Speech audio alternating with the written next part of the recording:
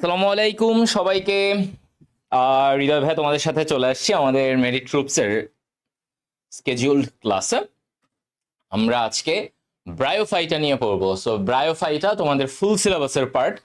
তোমাদের শর্ট সিলেবাসে ব্রায়োফাইটা চ্যাপ্টারটা নাই, যার কারণে তোমরা এইচএসসির জন্য ব্রায়োফাইটাটা ওভাবে পড়ো নাই। হ্যাঁ, ব্রায়োফাইটাটা তোমাদের পড়া হয় নাই। সো এই চ্যাপ্টারটা অ্যাডমিশনের জন্য কিভাবে পড়লে ভালো হবে, কতটুকু কি প্যাটার্নে পড়বা, কোন লাইনগুলা পড়বা, কিভাবে, সবকিছু হৃদয় ভাইয়া তোমাদের সাথে আলোচনা করব। ঠিক আছে, তাহলে আমরা স্টার্ট করে দেই। হ্যাঁ, আচ্ছা দেখো, first of all bryophyta pteridophyta এরা আসে কোথা থেকে?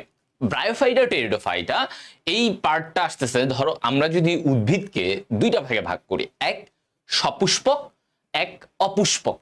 ঠিক আছে, সপুষ্পক অর্থাৎ যেখানে ফুল হবে, আর অপুষ্পক যেখানে ফুল হবে না।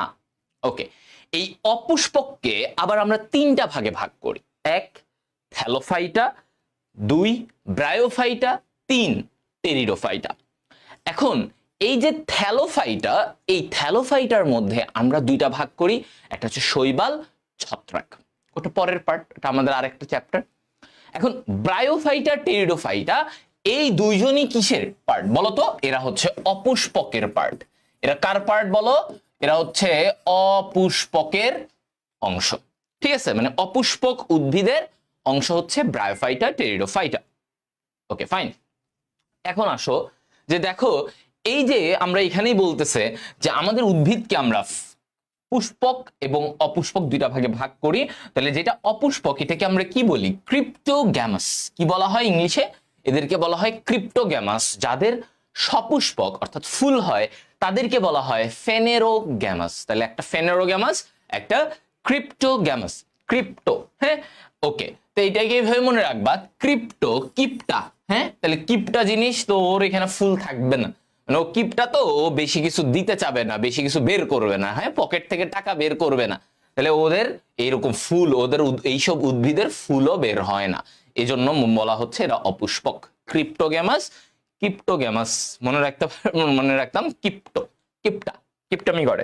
আচ্ছা যাই হোক, এখন এই জায়গায় আমি তোমাদের বলতেছিলাম যে এই ক্রিপ্টোগ্যামাসটাকে কয়টা ভাগে ভাগ করছে? থ্যালোফাইটা, থ্যালো, ব্রায়ো, আর হচ্ছে টেরিডো। টেরিডো, থ্যালো, ব্রায়ো, আরেকটা কি? টেরিডো। ওকে আচ্ছা, তো এর মধ্যে দেখো এই শৈবাল ও ছত্রাক এরা হলো লোয়ার ক্রিপ্টোগ্যামাস। লোয়ার ক্রিপ্টোগ্যামাস মানে নিম্ন, নিম্ন শ্রেণীর একটু। আর টেরিডোফাইটা এরা কি? এরা হচ্ছে হায়ার ক্রিপ্টোগ্যামাস। তাহলে টেরিডোফাইটাটা কেমন? এরা হচ্ছে হায়ার ক্রিপ্টোগ্যামাস, মানে একটু উন্নত। আচ্ছা গেল, তাহলে টেরিডোফাইটা, ব্রায়োফাইটা হচ্ছে হায়ার, আর শৈবাল, ছত্রাক এরা অনেক ছোট ছোট উদ্ভিদ, ছোট ছোট, এবং ওদের বৈশিষ্ট্যগুলো অনেক অনুন্নত, এজন্য এদেরকে বলা হচ্ছে লোয়ার ক্রিপ্টোগ্যামাস। ওকে, এখন এই জায়গায় দেখো আমরা একটা জিনিস বলবো। আচ্ছা দাঁড়াও, নিচে যাই, এইখানে কি বলা হচ্ছে? এই যে ব্রায়োফাইটা, খেয়াল করো, এই ব্রায়োফাইটার টেরিডোফাইটার মধ্যে বেসিক পার্থক্যটা কোথায়? যেমন বলা হয় যে এই যে ব্রায়োফাইটা, এদেরকে সত্যিকার মূল কাণ্ড পাতায় বিভক্ত করা যায় না। সত্যিকার মূল কাণ্ড পাতায় এদেরকে বিভক্ত করা যায় না, কিন্তু টেরিডোফাইটা উদ্ভিদকে সত্যিকারের মূল কাণ্ড পাতায় বিভক্ত করা চলে। ওকে, তাহলে এই জিনিসটাই হচ্ছে পার্ট, যে ব্রায়োফাইটাকে এইভাবে করা যায় না, আর টেরিডোফাইটাকে এইভাবে করা যায়। ওকে, টেরিডোফাইটাকে এইভাবে করা যায়। টেরিডোফাইটার এদের মূল আছে, কাণ্ড আছে, আলাদা পাতা আছে, সবকিছু এইভাবে আছে। তো এখন এই জায়গায় একটু দেখো, এই যে ব্রায়োফাইটা, মানে ব্রায়োফাইটাটা কেমন? একদম ধরো এই যে থ্যালোফাইটা, থ্যালোফাইটা হচ্ছে সবচেয়ে নিম্ন শ্রেণীর, আর সবচেয়ে উন্নত ওদের মধ্যে টেরিডোফাইটা, টেরিডোফাইটা সবচেয়ে উন্নত। এখন এই থ্যালোফাইটা আর টেরিডোফাইটার মাঝামাঝি কোনটা? ব্রায়োফাইটা। মাঝামাঝি কোনটা? ব্রায়োফাইটা। এটা হচ্ছে এদের মাঝামাঝি। তো এই যে দেখো এখানে কথা বলছে একটা, যে এই যে ব্রায়োফাইটা সেটা কি, সেটা হচ্ছে এই কম উন্নত থ্যালোফাইটা এবং উন্নত টেরিডোফাইটা, এদের সংযোগ সৃষ্টিকারী মধ্যবর্তী গ্রুপ হচ্ছে ব্রায়োফাইটা। এদের সংযোগ সৃষ্টিকারী মধ্যবর্তী গ্রুপের নাম কি? ব্রায়োফাইটা। তাহলে এই যে থ্যালো আর টেরিডো এদের মাঝামাঝি এই জায়গাটার নাম কি? ব্রায়োফাইটা। সবাই বলো ক্লিয়ার কিনা? এইটুকু। এখন আসি, তাহলে আমরা বুঝলাম যে ব্রায়োফাইটা হচ্ছে কানেক্টিং গ্রুপ, মানে কানেক্ট করে। হ্যাঁ, ব্রায়োফাইটা কি করে? কানেক্ট করে, সংযোগ সৃষ্টিকারী, মানে কম উন্নত আর উন্নত দুজনের মাঝখানে ব্রায়োফাইটাটা হচ্ছে কানেক্ট করে। এখন দেখো এই ব্রায়োফাইটা বা মস বর্গীয় উদ্ভিদকে বলা হয় মস। এই যে বলে না মস, শুনছো কিনা আমি জানি না, তোমরা শুনে থাকতেও পারো, মস জাতীয় উদ্ভিদ বলা হয়। তো এই মস হচ্ছে মেইনলি এই ব্রায়োফাইটা, ঠিক আছে?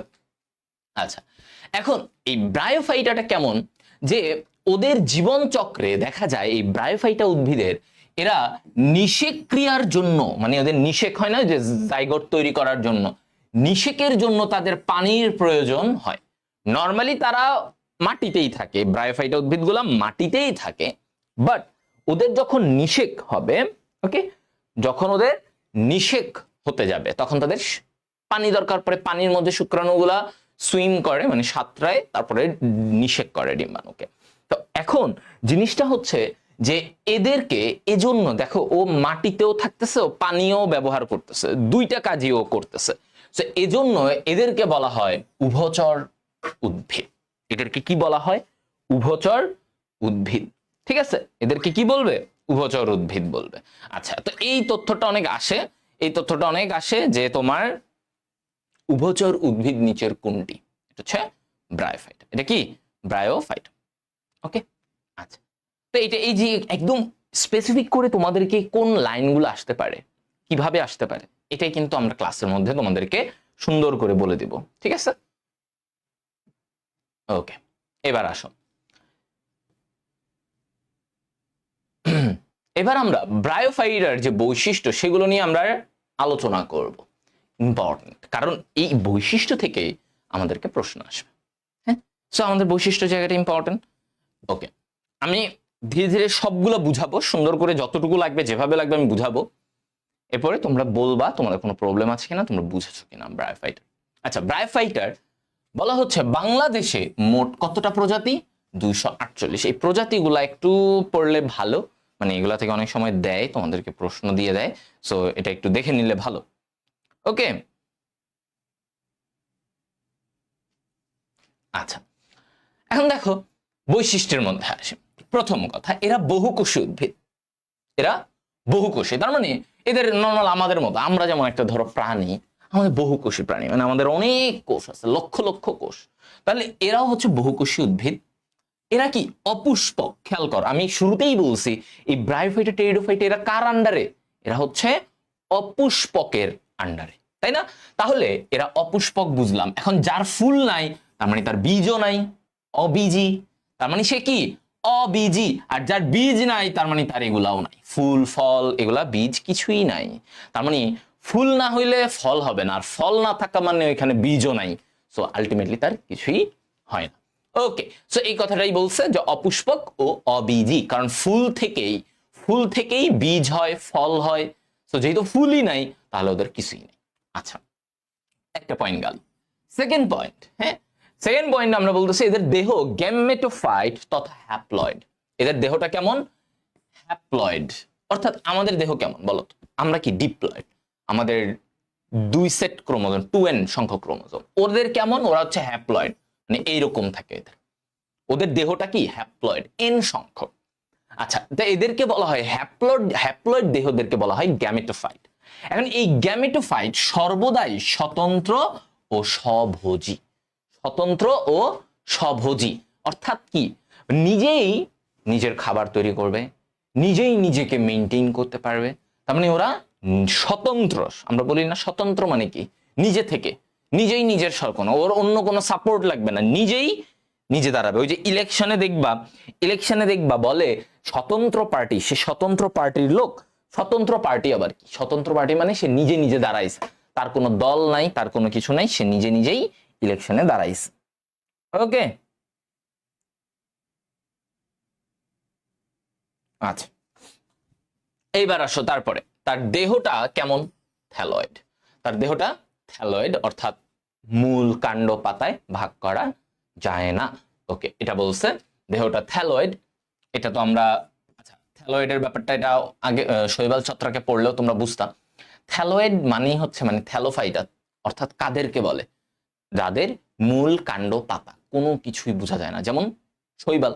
শৈবালদেরকে থ্যালয়েড বলে। কেন? কোন শৈবালে তুমি দেখবা শৈবালগুলো ছোট, তো এরা ওই যে পুকুর পাড়ে বা দেয়ালে এরকম ছোট ছোট শ্যাওলা বলে এদেরকে।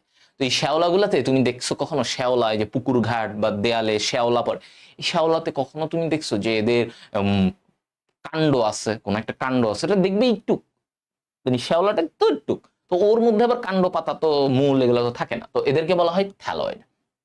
আচ্ছা এবার আসুন, বলা হচ্ছে যে এদের মূল নেই, ব্রায়োফাইটার মূল নাই, কারণ আমরা তো একটু আগে বলছি যে মূল নাই, ওই যে আমরা যেটাকে মূল বলে চিনি সুগঠিত মূল, সেটা নাই। তবে এখানে একটা কথা বলছে, মূলের পরিবর্তে এককোষী রাইজয়েড আছে। রাইজয়েড, রাইজয়েড জিনিসটা কি? রাইজয়েড হচ্ছে মানে নিচের দিকে এরকম কিছু জিনিস এইভাবে থাকে, এরকম চুলের মতো এরকম কিছু জিনিস থাকবে। এটাকে কি বলে? এটাকে বলে রাইজয়েড। এটাকে কি বলে বলতো? রাইজয়েড। ঠিক আছে, তাহলে আমরা যেটা বললাম যে মূলের পরিবর্তে এখানে কি আছে? রাইজয়েড আছে। মূলের পরিবর্তে রাইজয়েড আছে। ওকে, এরপরে আস, এদের দেহে কোনো ভাস্কুলার টিস্যু নেই। এদের কি নাই? কোনো ভাস্কুলার টিস্যু নাই। অর্থাৎ ভাস্কুলার টিস্যু মানে কি? জাইলেম, ফ্লোয়েম, পরিবহন। তো মনে রাখবা এই যে পরিবহনকারী টিস্যু, এই যে ভাস্কুলার টিস্যু, এটা কাদের থাকবে? আমরা তো বলতেছি যে ব্রায়োফাইটা খুবই উন্নত না, আবার একদম যে অনুন্নত, একদম লোয়ার এমনও না, মাঝামাঝি। এখন এই ভাস্কুলার টিস্যু অর্থাৎ জাইলেম, ফ্লোয়েম, এগুলা দিয়ে পানি পরিবহন হবে, খাদ্য পরিবহন হবে, এগুলো তো থাকে কাদের? উন্নত, উন্নতদের থাকে। এখন ও তো উন্নত না, তাই না? ব্রায়োফাইটা কি উন্নত? ও উন্নত না, তাহলে ওর এটা কি কি বলতেছি?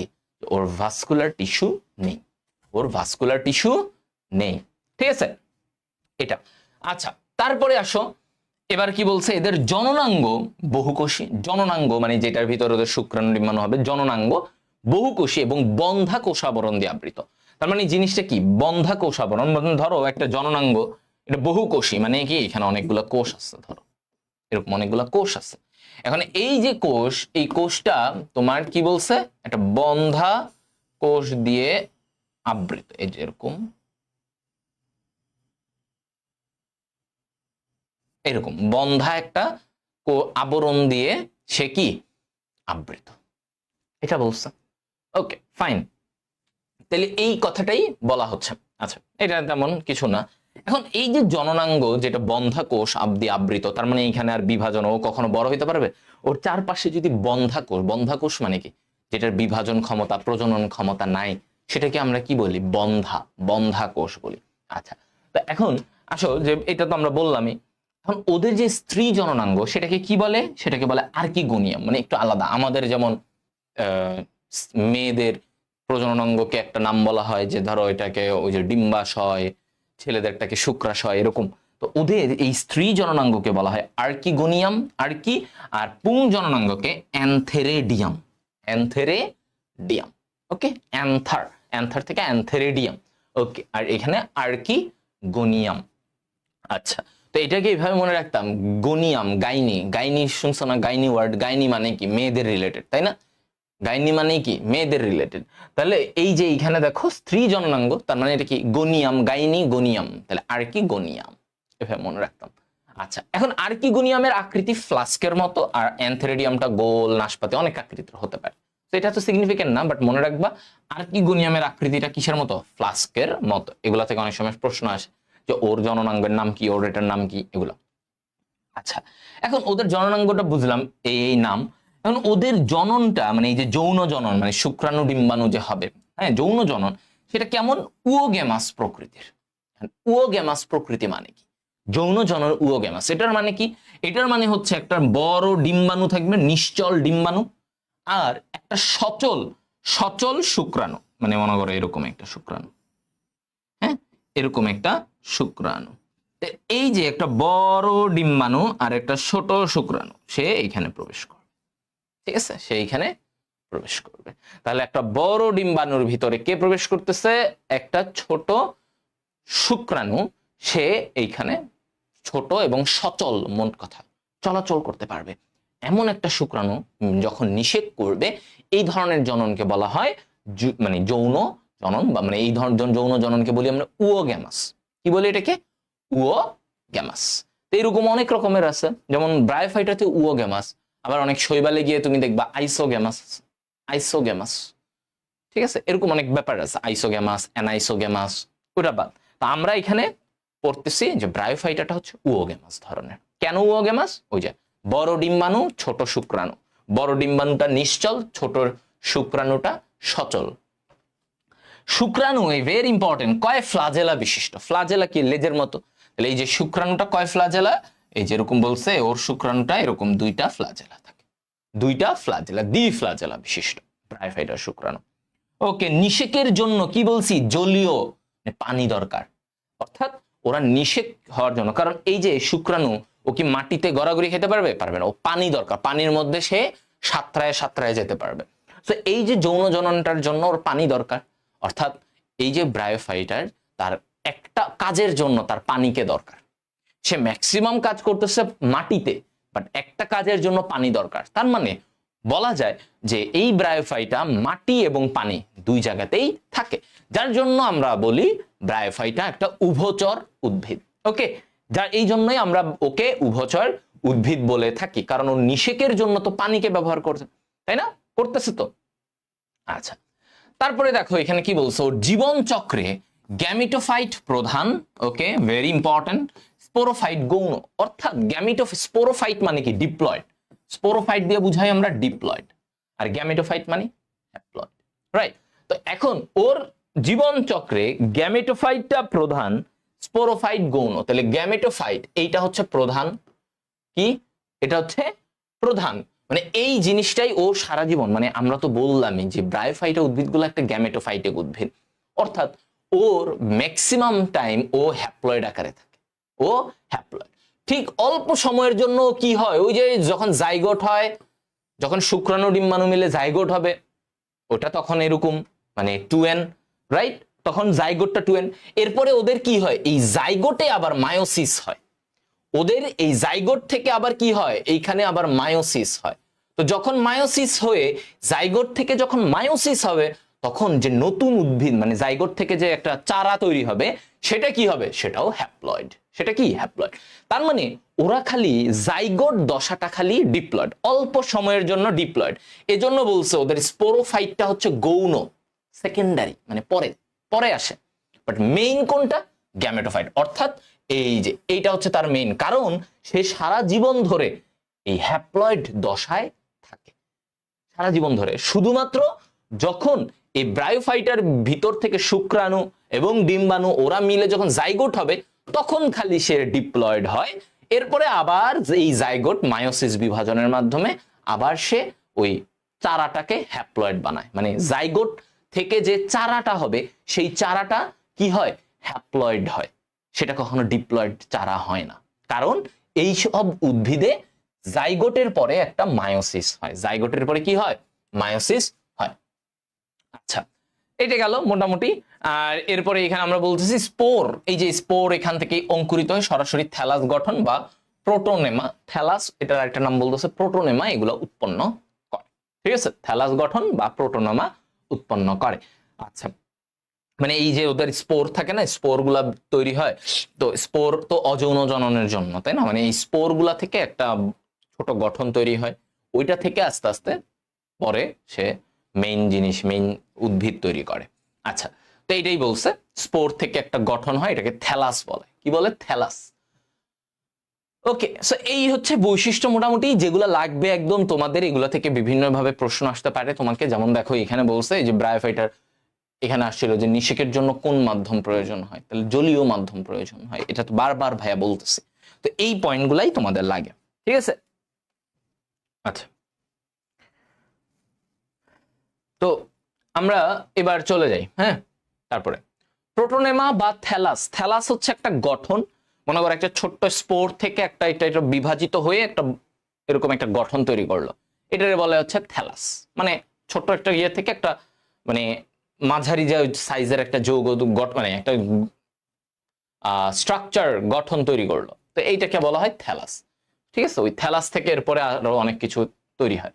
আচ্ছা, এখন এই জায়গায় আমরা দেখলাম যে এই যে ব্রায়োফাইটা, ওদেরকে আমরা তিনটা শ্রেণীতে ভাগ করি। হ্যাঁ, তিনটা শ্রেণীতে ভাগ করি। তো তিনটা শ্রেণীতে যে ভাগ করি, এটা কি কি? এটা হচ্ছে হেপাটিকি, অ্যান্থোসিরোটি এবং মাসাই। ঠিক আছে, হেপাটিকি, অ্যান্থোসিরোটি এবং মাসাই। এবং ব্রায়োফাইটার এই আদি বৈশিষ্ট্যটাতে একটু খেয়াল করো, এগুলো একটু রিডিং দিয়ে যাবা। যে ওই যে সব আমরা অলরেডি পড়ছি যে হ্যাপ্লয়েড, অধিকাংশই থ্যালয়েড, মানে মূল কাণ্ড পাতা নাই, এগুলা রিডিং দিবা একবার, এত ইম্পর্টেন্ট না। ভাস্কুলার টিস্যু নাই, হোমোস্পোরাস। হোমোস্পোরাস মানে কি? স্পোরগুলা একই আকৃতির, স্পোরগুলা একই আকৃতির। ঠিক আছে, এটা হচ্ছে কথা। হ্যাঁ, তোমাদের উত্তর আমি দিয়ে দিছি, উষা ভৌমিক আমি বলে দিছি অলরেডি যে কি করবা, অন্য লাইনগুলা পড়বা কিনা আমি বলে দিছি। এগুলো হচ্ছে আদি বৈশিষ্ট্য। আচ্ছা, আর উন্নত কিছু বৈশিষ্ট্য আছে। উন্নত বৈশিষ্ট্যটা একবার দেখে যেতে পারো যে অ্যান্থোসিরাস উদ্ভিদের ক্যাপসুলে অবস্থিত কলুমেলা, স্টোমাটাযুক্ত এপিডার্মিস, মানে এপিডার্মের উপরে যে ত্বক, সেখানে স্টোমাটা আছে, মানে পত্ররন্ধ্র আছে। ক্যাপসুলের গোড়ায় ভাজক টিস্যুর অবস্থান। হ্যাঁ, ওদের যে ক্যাপসুলটা থাকে, যে ক্যাপসুলটার গোড়ায় ভাজক টিস্যু থাকে। তো এইরকম এগুলো হচ্ছে উন্নত বৈশিষ্ট্য, মানে এগুলো পরে ডেভেলপ করছে। তো এগুলো রিডিং, এটা তোমার এত ইম্পর্টেন্ট না, এগুলো জাস্ট একটা রিডিং দিবা, এটা নিয়ে এত কিছু আসে না। ঠিক আছে, রিড, জাস্ট একটা রিড দিবা। যা প্রশ্ন আসার আমি বললাম তো, কয়েকটা জায়গা থেকেই ঘুরে ফিরে আসে। ওকে, এবার আসো, এইখানে তোমাকে কি বলতেছে, আমরা যে লাইনটা বারবার বললাম যে ব্রায়োফাইটটাকে আমরা কি বলি? উভচর উদ্ভিদ বলি। মেইন যেটা বারবার আসে, কেন? কারণ যৌন জননের জন্য তার পানি দরকার, এজন্য তাকে আমরা এটা বলি। কারণ যৌন জননে তার শুক্রাণু লাগবে। শুক্রাণুটা সাঁতরায় কিভাবে? শুক্রাণুটা সাঁতরায় হচ্ছে এই যে এইভাবে। ঠিক আছে, পানিতে সাঁতরায়, তো এই জন্য ওর পানি লাগবে, তাই ওকে আমরা কি বলতে পারি? উভচর উদ্ভিদ বলতে পারি। ঠিক আছে, আচ্ছা, এবার আসো,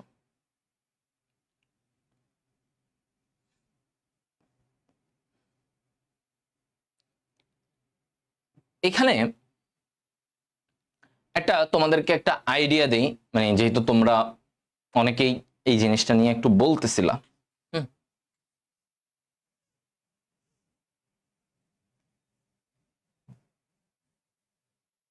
আচ্ছা, এটা অবশ্য টেরিসে, আচ্ছা এটা টেরিসে পড়াবো নেক্সট ক্লাস, মানে টেরিসের টাইমে আমি এটা তোমাদেরকে ডিটেলসে পড়াবো, ওই চক্রটা বুঝাবো টেরিস যখন পড়াবো। এখন তোমরা আসলে বুঝবা না। আজকে আমরা ব্রায়োফাইটাটা পড়বো, কালকে টেরিডোফাইটা। আচ্ছা, সো রিক্সিয়া, দেখো কি বলা হচ্ছে। রিক্সিয়া এটা কি? এটা হচ্ছে একটা গণ, মানে এই যে আমরা ব্রায়োফাইটা, এদের মধ্যে অনেক আছে না, অনেক গণ, গণের মধ্যে প্রজাতি অনেক।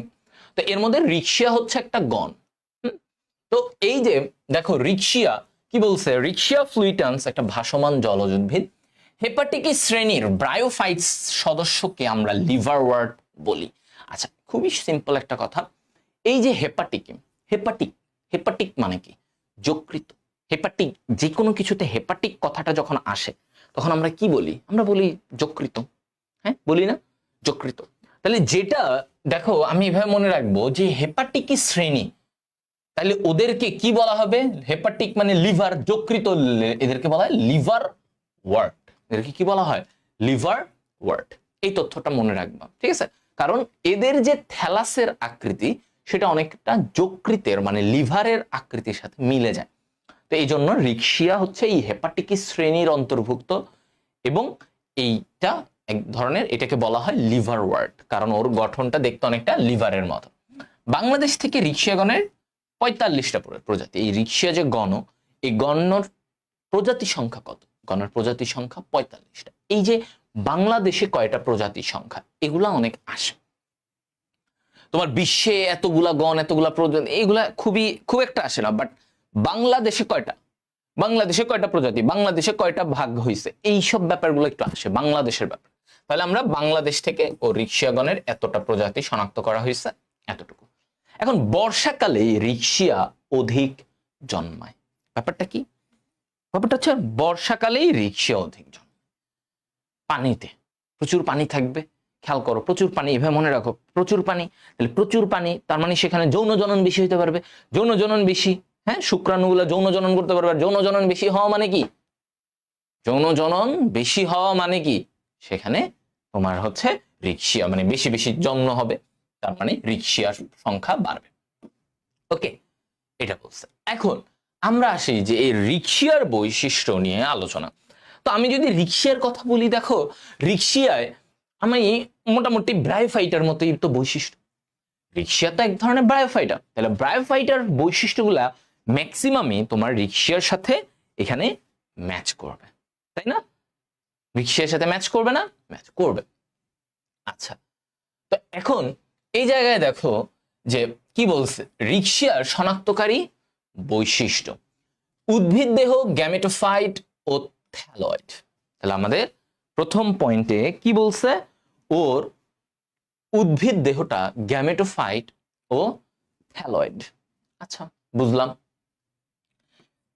থ্যালাস, আচ্ছা কোথায়, এখানে। ওকে, থ্যালাসটা সবুজ শায়িত চ্যাপ্টা।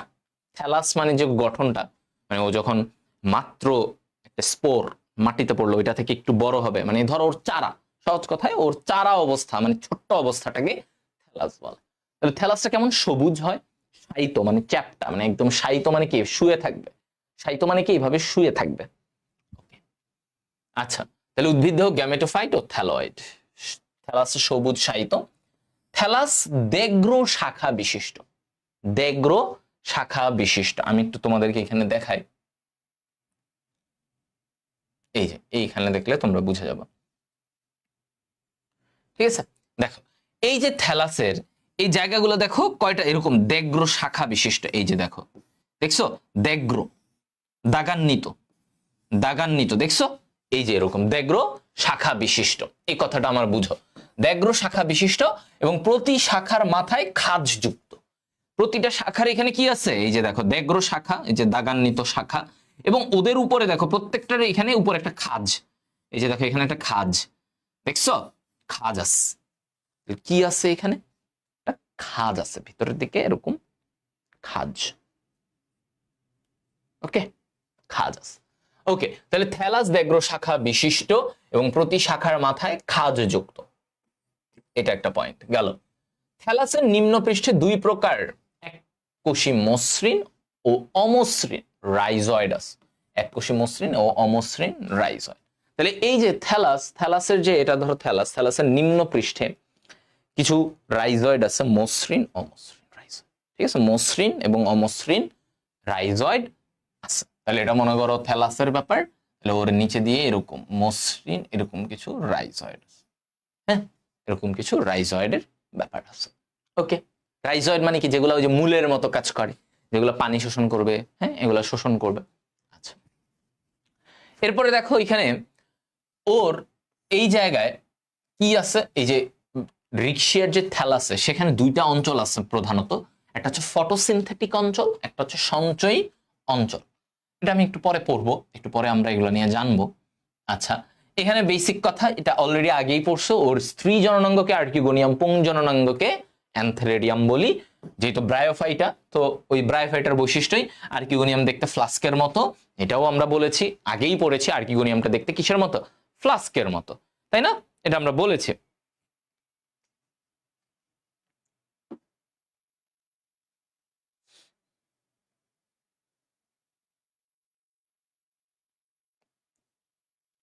উওগেমাস কি? উওগেমাস বলছিলাম, উওগেমাসের ডিম্বাণুটা বড় হয়, নিশ্চল হয়, আর শুক্রাণুটা ছোট এবং সচল হয়। মানে শুক্রাণু লাফালাফি করে, ডিম্বাণু নিশ্চল, লাফালাফি করে না। আচ্ছা দাঁড়াও, তোমাদের স্ক্রিনটা বেশি সাদা হয়ে গেছে নাকি? একটু কম সাদা করব এখন কি? ওকে, দেখো তো। আচ্ছা, এখন মনে হয় বোঝা যাচ্ছে, তাই না? ক্লিয়ারলি। আমাকে একদম ডার্ক লাগবে, মানুষকে একদম ধ্বংস করে দিবে। আচ্ছা যাই হোক, আমার যা ইচ্ছে তা লাগুক। তোমাদের পর এখন মনে হয় বোর্ডটা ক্লিয়ার না ভাইয়া?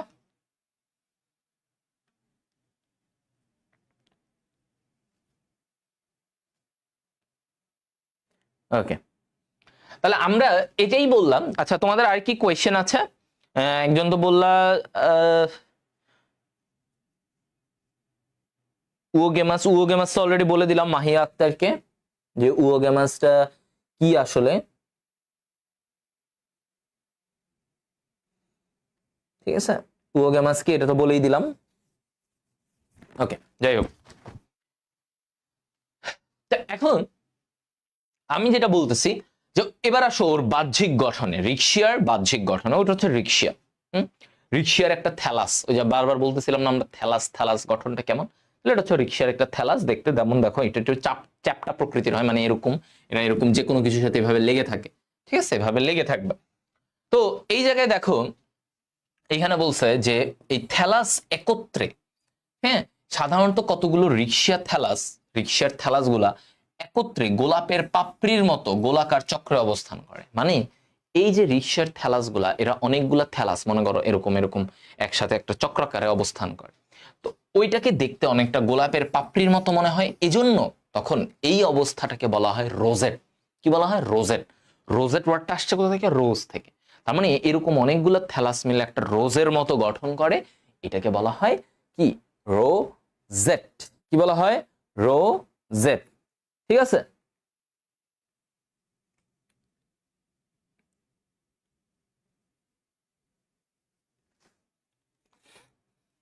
ওকে।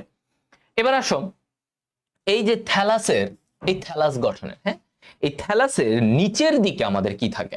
নিচের দিকে আমাদের স্কেল বা রাইজয়েড এরকম থাকে। না, আমি একটু ছবিটা দেখলে তোমরা বুঝবা পরে।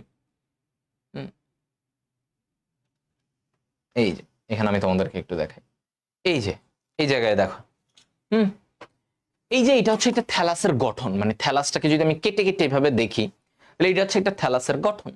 এই থ্যালাসের গঠনে তুমি দেখো নিচের দিকে এগুলো কি? রাইজয়েড। দেখো এই যে মসৃণ আর কিছু আছে অমসৃণ, এগুলো হচ্ছে রাইজয়েড। কিছু থাকে স্কেল, হ্যাঁ, স্কেল এরকম এরকম অনেক বহুকোষী স্কেল থাকে, এগুলো হচ্ছে রাইজয়েড। লম্বা লম্বা চিকন, এগুলো হচ্ছে রাইজয়েড। তো এগুলো হচ্ছে নিচের দিকে এভাবে থাকবে। ঠিক আছে, নিচের দিকে এই রাইজয়েড গুলা থাকে।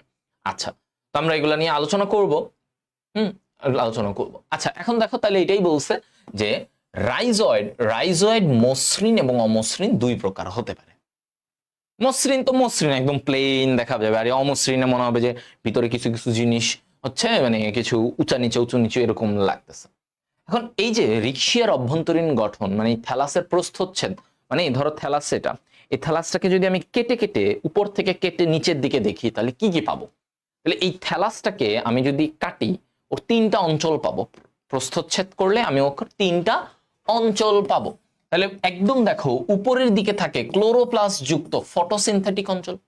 তার মানে এখানে ফটোসিনথেসিস হতে পারে, যেহেতু এটা একটা উদ্ভিদ ব্রায়োফাইটা, ও তো ফটোসিনথেসিস হতে পারে। ক্লোরোপ্লাস্ট ছাড়া কি ফটোসিনথেসিস হবে? হবে না। তার মানে উপরের জায়গাটাকে দেখো বলছে ক্লোরোপ্লাস্ট যুক্ত ফটোসিনথেটিক বা আত্তীকরণ অঞ্চল। মাঝের জায়গাটা কি? নিচের দিকে বর্ণহীন সঞ্চয়ী অঞ্চল, বর্ণহীন সঞ্চয়ী অঞ্চল এবং নিম্ন ত্বক, এবং নিম্ন ত্বক। ঠিক আছে, নিম্ন ত্বক, এটা হচ্ছে ব্যাপার। হ্যাঁ, তিনটা পার্ট। তাহলে ফটোসিনথেটিক, সঞ্চয়ী, নিম্ন ত্বক। ফটোসিনথেটিক, সঞ্চয়ী, নিম্ন ত্বক। ওকে, ফটোসিনথেটিক বা আত্তীকরণ অঞ্চল যেটাকে আমরা বলতেছি, ফটোসিনথেটিক বা আত্তীকরণ অঞ্চল। তো এই জায়গায় দেখো ক্লোরোপ্লাস্ট যুক্ত এই সারিগুলোকে আত্তীকরণ সূত্র বলে।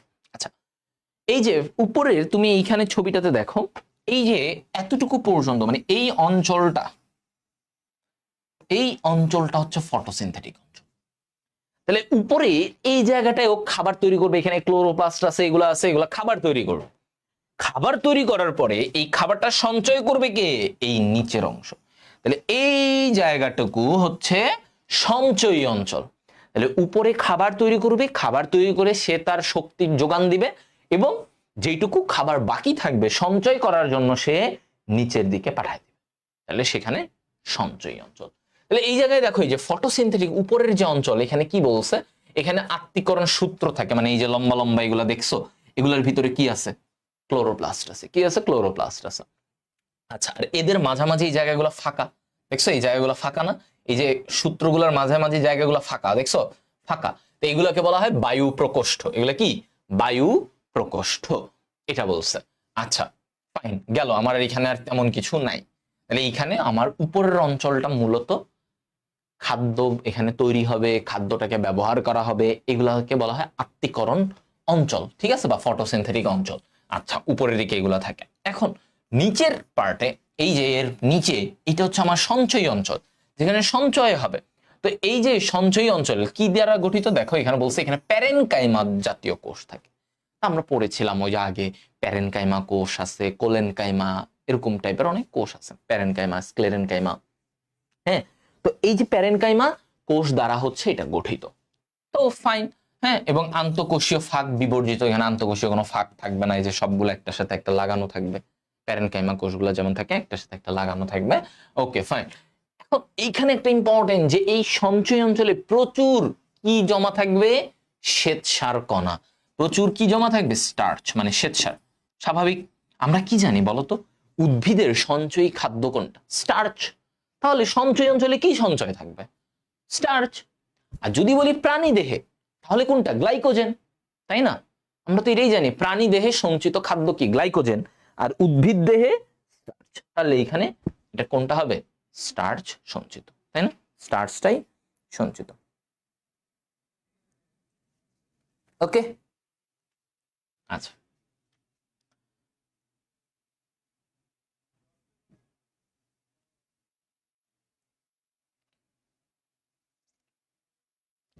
নিম্নত্বক। সো নিম্নত্বকে তোমার কি আছে? এই যে রাইজয়েড আছে, মসৃণ অমসৃণ রাইজয়েড। হ্যাঁ, মসৃণ অমসৃণ রাইজয়েড। সো এটার কথা বলতেছে, নিম্নত্বকে নিয়ে আর তেমন কিছু নাই, মসৃণ অমসৃণ রাইজয়েড, এটা নিয়ে আর কিছু নাই, এখানে আর পড়ারও কিছু নাই। তাহলে আমরা এই জায়গাটা থেকে আমরা কি কি জানলাম? আমরা জানলাম হচ্ছে যে ভাইয়া উপরের দিকে সালোক সংশ্লেষণকারী অঞ্চল আছে, নিচের দিকে তোমার কি আছে? সঞ্চয়ী অঞ্চল, আর একদম নিচে হচ্ছে নিম্নত্বক, যেখানে রাইজয়েড গুলা বের হয়ে থাকে।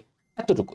আচ্ছা, এবার আসো আমরা এখানে যৌন জননের কথা যদি আসে, এবার ওর জনন কত রকমের হতে পারে? অঙ্গজ জনন হতে পারে। একটা জিনিস দেখো, অঙ্গজ জনন হতে পারে, সেটা কি কি দিয়ে?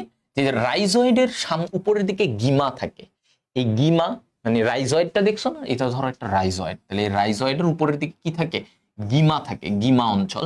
এবং থ্যালাসের উপর টিউবার জাতীয় কিছু বৃদ্ধি, থ্যালাসটার উপর দিয়ে টিউবার।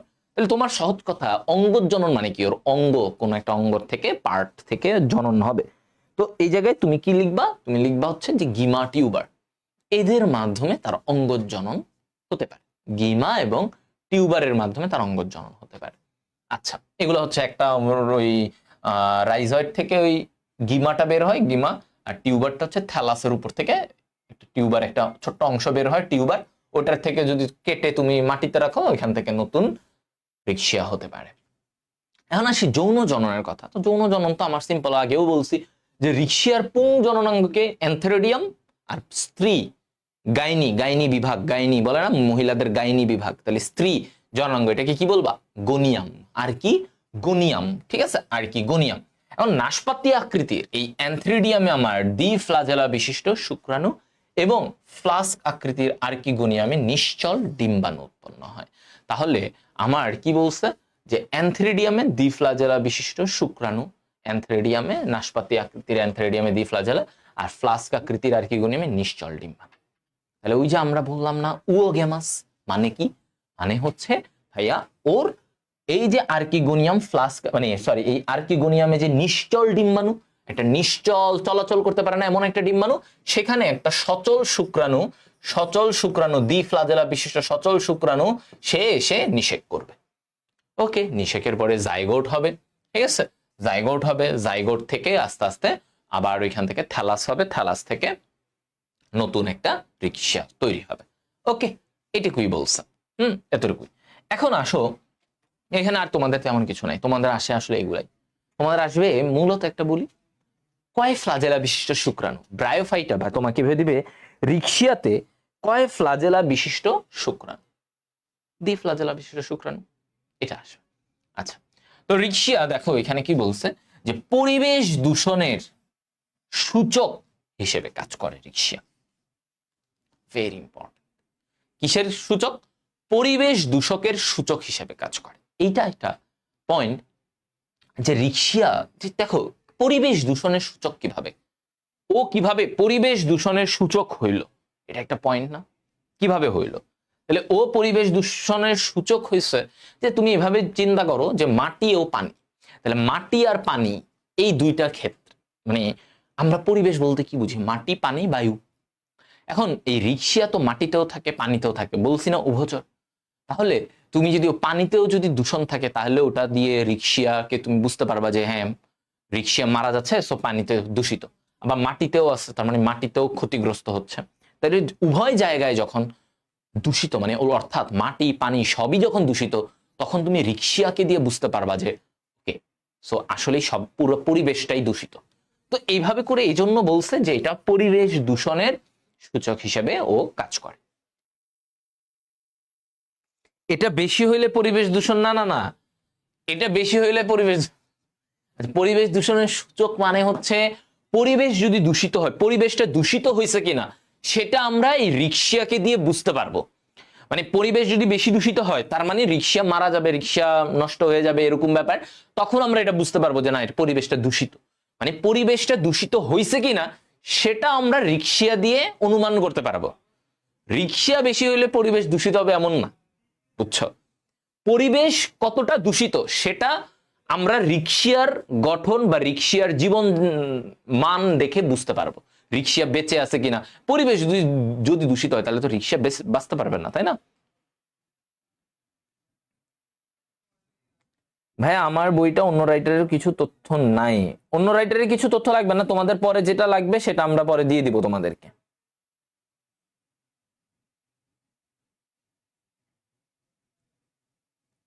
হ্যাঁ শোনো, এবার আমি তোমাদেরকে বলি কমন কয়েকটা ব্যাপার যে মেডিকেলের জন্য তোমার যে একদম স্পেসিফিক আমি যে বৈশিষ্ট্যগুলো বলছি, ভাই ঘুরে ফিরে সেম বৈশিষ্ট্য আসবে। যেটাকে যেখানে বলছি যে সঞ্চয় অঞ্চলে এটা থাকে, এটা জমা থাকে, একদম ওই প্যাটার্নে প্রশ্ন আসবে। এবং ধরো তোমাকে আমি এইটা শিখাইলাম অনেক, এইটা আমি অনেক শিখাইতেছি। ধরো আমি তোমাদেরকে বলি এই জিনিসটা, ধরো আমি এখানে তোমাদেরকে একটা জিনিস এমনি শিখাইলাম। ধরো আমি তোমাকে এইটা শিখাইলাম, আমি তোমাকে আত্মীকরণ সূত্র নিয়ে আমি তোমাকে 10 মিনিট জ্ঞান দিলাম।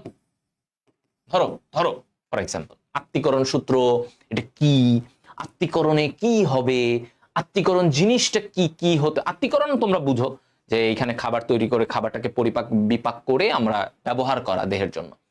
কিন্তু এখানে কি হইলো, কি কি ঘটবে, কেন, এটার আকৃতি কেমন হবে, কি করবে, আমি তোমার ধরো 10 মিনিট নিয়ে জ্ঞান দিলাম, কিন্তু এটা কোনো কাজেই আসবে না, এটা কোনো কাজে আসবে না। এজন্য মেডিকেল এডমিশনের জন্য কিন্তু তোমার কতটুকু প্রিসাইজ পড়তে হবে, স্পেশালি যে ফুল সিলেবাস। হ্যাঁ তোমাকে বেসিক, যেমন আজকে ভাইয়া একটা তোমাদেরকে কিন্তু এটা বুঝাইছি যে ওর গঠনে কি কি থাকবে না থাকবে, কি কি স্টেপ বাই স্টেপ বৈশিষ্ট্যগুলো আলোচনা করছি, এইটুকু বেসিক কিন্তু তোমার দরকার।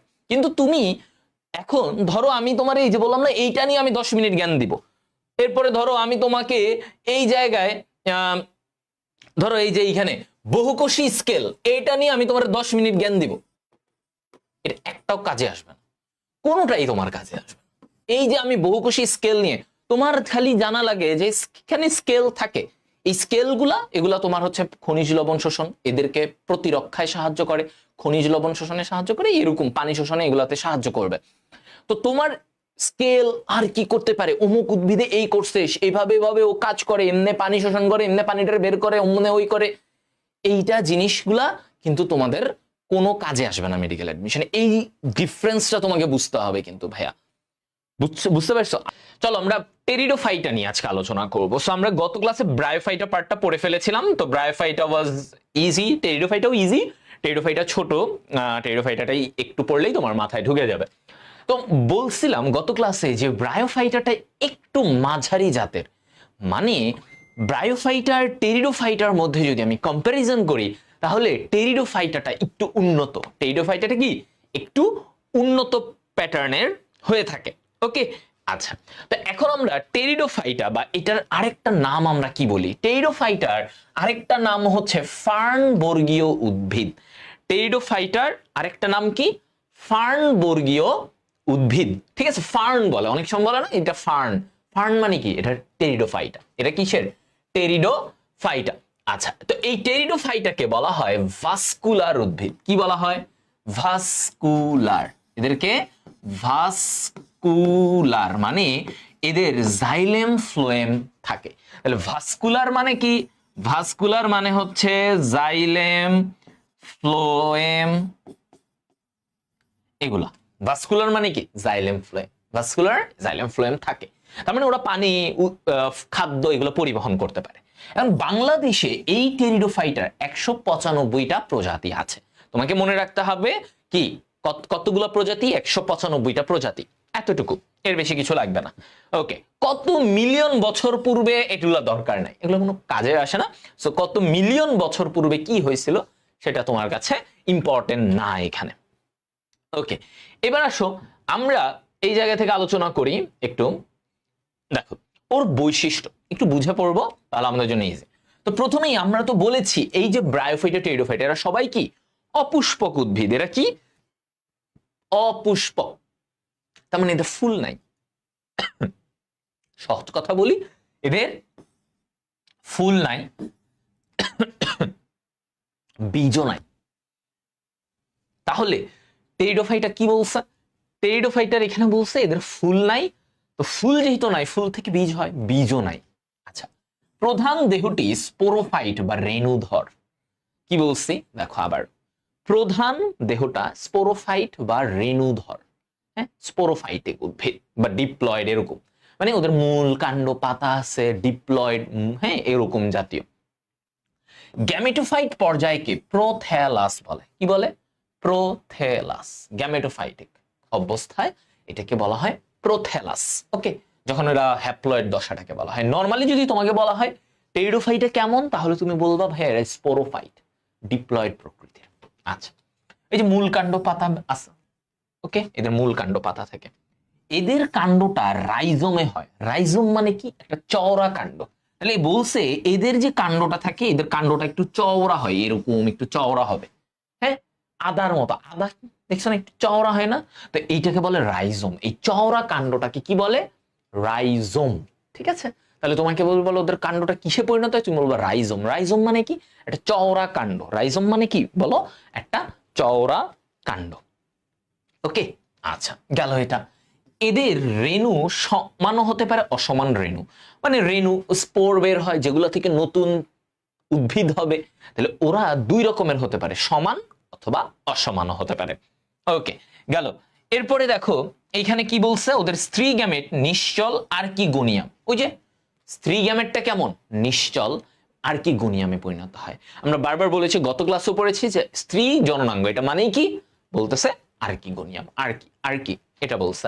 জীবন চক্রে সুস্পষ্ট হেটেরোমরফিক যৌনুক্রম বিদ্যমান। জীবন চক্রে কি বলছে?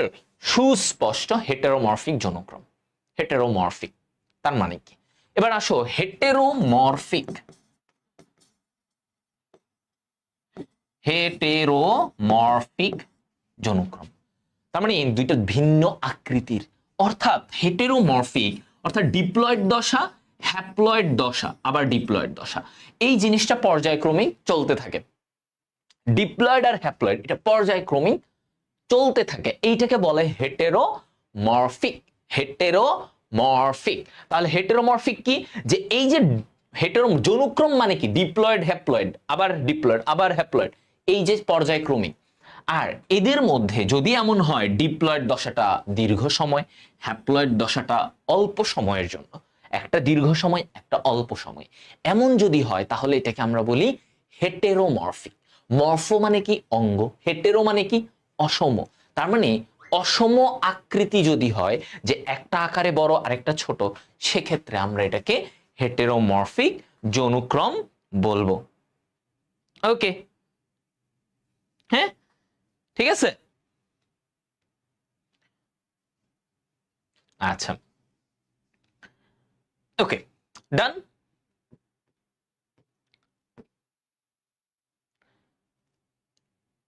এবার আসো, এখন দেখো টেরিস কি বলা হচ্ছে। এই যে টেরিসের শনাক্তকারী বৈশিষ্ট্য, তাহলে এই টেরিস টেরিডোফাইটার অন্তর্ভুক্ত। টেরিস কি? টেরিডোফাইটার অন্তর্ভুক্ত।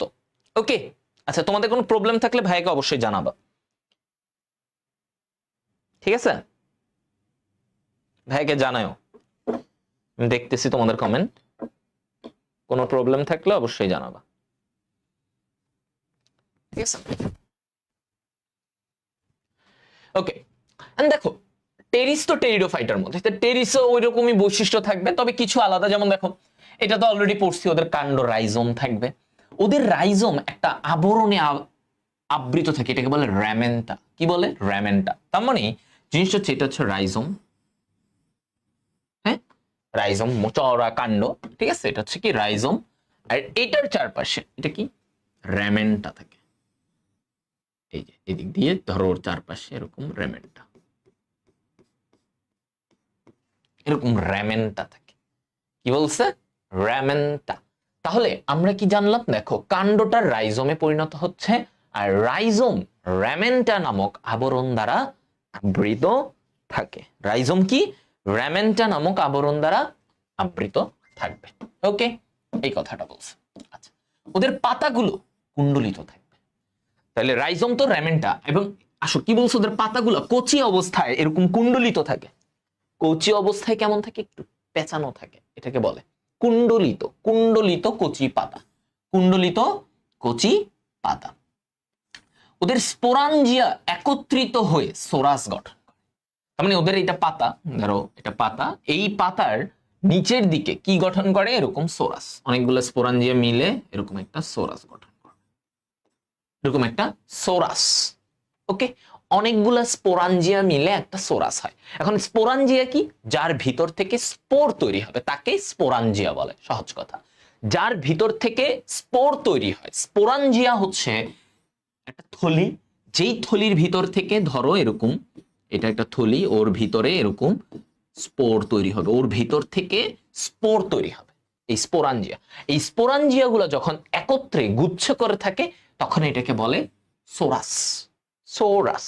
ওকে, এবার এই যে স্পোরাঞ্জিয়াম গুলো, মানে এই যে সোরাসটা এই জায়গায় গুচ্ছাকারে যে থাকে, সেটা একটা ঢাকনি দ্বারা আবৃত থাকে। মানে কিরকম? দেখো আমি তোমাদের একটু বুঝাই।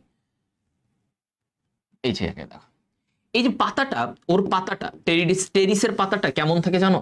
এরকম, দেখো এরকম, টেরিসের পাতাটা এরকম আবৃত থাকে। এই যে দেখো এরকম, ঠিক আছে? তাহলে এই যে টেরিসের পাতাটা এইভাবে থাকে, দেখো এইখানে, এই যে এটা হচ্ছে সোরাস। এটা কি? সোরাস। তাহলে এই সোরাসটা, এই যে পাতার নিচে সোরাসটা থাকে, এই সোরাসটাকে এইভাবে ঢেকে রাখছে। এই সোরাসটাকে কি এইভাবে ঢেকে রাখছে? এইটাকে কি বলে? এই যে সোরাসটাকে যে এইভাবে ঢেকে রাখতেছে, এই ঢাকনিটাকে বলা হয় ফলস ইন্ডুসিয়াম। এটাকে কি বলা হয়? ফলস ইন্ডুসিয়াম। হ্যাঁ, এটাকে ফলস ইন্ডুসিয়াম বলা হয়। ওকে,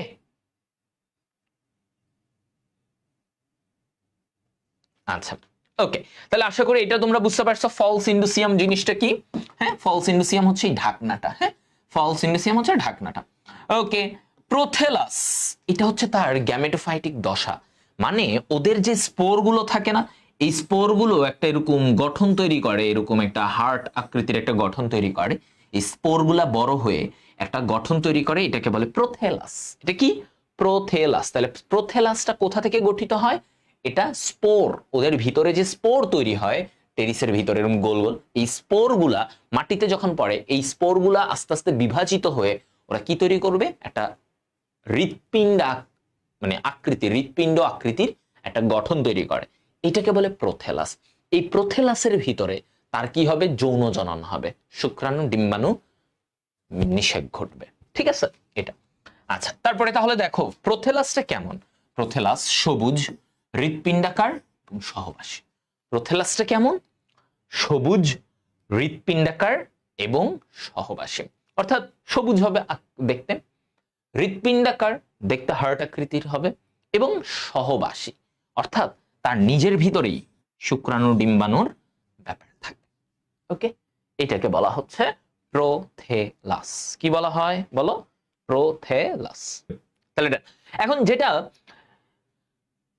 র্যাকিস, পাতায় র্যাকিস থাকে, একটু খেয়াল করো, পাতায় র্যাকিস জিনিসটা কেমন?